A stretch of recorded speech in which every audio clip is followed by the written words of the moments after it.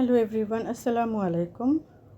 এই মুহূর্তে আমার সাথে যারা যুক্ত আছেন আশা করছি সবাই অনেক ভালো আছেন, এবং যারা যুক্ত নেই আশা করব তারাও অনেক ভালো আছেন এবং খুব শীঘ্রই আমার ভিডিওর সঙ্গে যুক্ত হয়ে যাবেন।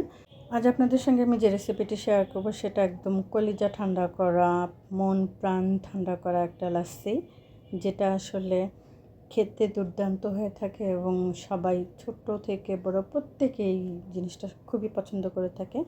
তো এটা তৈরি করতে খুব একটা ঝামেলা হয় না। এটা একদম ছোট যে কোনো একটা বাচ্চাও রেডি করে ফেলতে পারবে খুব ইজিলি। তো প্রথমে যেটা লাগছে, একটা ব্লেন্ডার জার লাগছে। এর মধ্যে কিছু পরিমাণ আমি দই দিয়ে দিলাম। এখানে মিষ্টি দই ছিল, প্রায় 4-5 টেবিল চামচের মতন মিষ্টি দই ছিল, সেটা পুরোটাই আমি দিয়ে দিলাম। তারপরে এর মধ্যে দিয়ে দিতে হবে কলা। কলাটা হচ্ছে এই রেসিপির দ্বিতীয় প্রধান উপকরণ, যেটা ছাড়া আসলে এটা হয়ই না। তাই আমি এখানে প্রায় 3টা কলা দিয়ে দিলাম। কলাগুলো ছোট ছোটোই ছিল, এই জন্য 3টা দিলাম। যদি বড় হয় আপনারা 1টা বা 2টাও দিতে পারেন। এখন দিয়ে দিলাম এর মধ্যে 1 চামচ গুঁড়া দুধ। এটা আপনার এই লাস্সির টেস্টটা অনেকটাই বাড়িয়ে দেবে। আর তারপরে এখানে দিয়ে দিতে হবে স্বাদ মতো চিনি। যেহেতু আমি এখানে মিষ্টি দই ইউজ করেছি, তাই এখানে চিনির পরিমাণটা কম লাগবে বা বুঝে দিতে হবে। যদি এখানে আপনারা টক দই ইউজ করেন তাহলে চিনির পরিমাণটা একটু বাড়িয়ে দিতে হবে। তো আমি যেহেতু মিষ্টি দই ইউজ করেছি, তাই আমি এখানে 2 টেবিল চামচের মতন চিনি দিয়ে দিলাম। এখন আর কোনো কাজই নাই, কিছুই করার নাই, জাস্ট এখন এটা ব্লেন্ড করে নেব।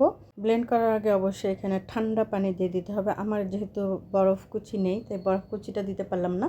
বরফ কুচিটা দিলে ভালো হতো, তাই আমি এখানে একদম বরফ ঠান্ডা পানি দিয়ে দিয়েছি। এখন জাস্ট এটাকে ব্লেন্ড করে নিয়ে তারপরে যে 2টো গ্লাসে আমি সার্ভ করে নিচ্ছি। আপনারা অলরেডি দেখে বুঝতে পারছেন এটার থিকনেসটা কেমন হয়েছে। এটা কলা এবং দই দেওয়ার কারণে এটা একটু ভারী হবে, অন্যান্য জুসের মতন হবে না। যেহেতু এটার নাম লাস্সি, তাই একটু ভারী হবে, এটাই স্বাভাবিক।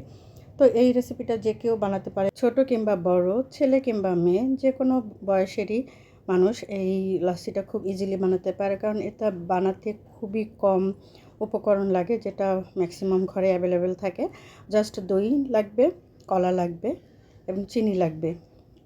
আর যদি চান তাহলে একটু লবণ দিতে পারেন, নাও দিতে পারেন। তো তৈরি হয়ে ব্লেন্ড করে নিলেই তৈরি হয়ে যাবে খুবই মজার লাস্সা। এটা কিন্তু প্রচণ্ড গরমে এটা খেতে যে কী পরিমাণ তৃপ্তি দেয় আসলে আমরা জানি, যেটা শরীরের জন্য খুবই উপকারী এবং এটা খেতেও ভীষণ সুস্বাদু হয়ে থাকে। তো রেসিপিটি যদি আপনাদের কাছে সহজ মনে হয় অবশ্যই বাসায় একবার ট্রাই করে দেখবেন। আজকের মতন এখানেই বিদায় নিচ্ছি। সবাই ভালো থাকবেন এবং সুস্থ থাকবেন। আসসালামু আলাইকুম।